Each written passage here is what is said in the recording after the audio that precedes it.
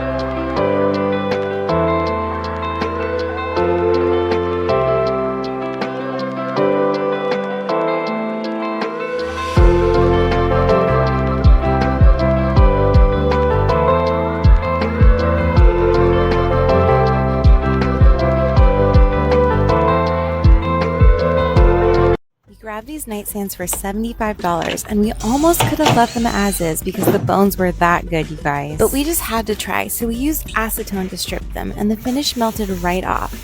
That's when we noticed the wood was totally mismatched. But we were kind of in it at this point, so we grabbed our sander to prep for the next step. These nightstands have that classic fluting along the top edge, which I love, but the finish was stubborn, so we had to scrub a little extra.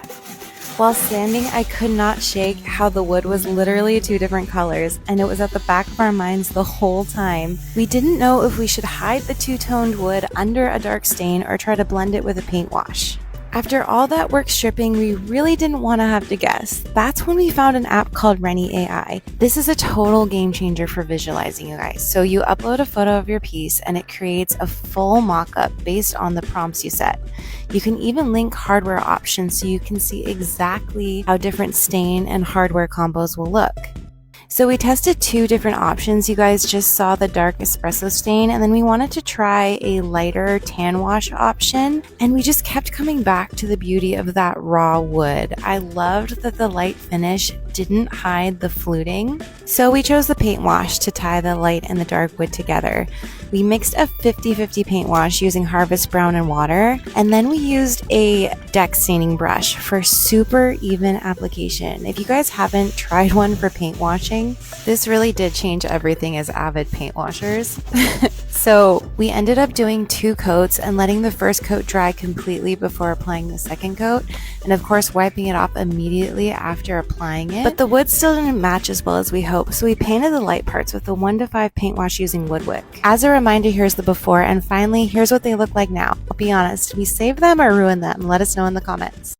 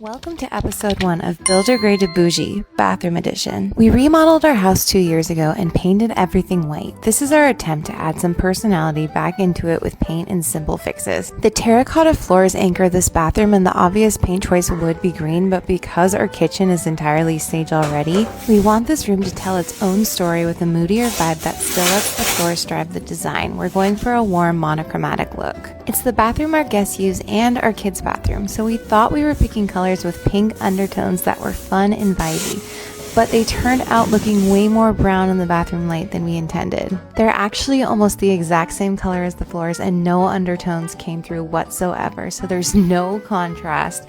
The only one we could see working is the darkest red, but it is still the same color family as the floors, so it's back to the drawing board.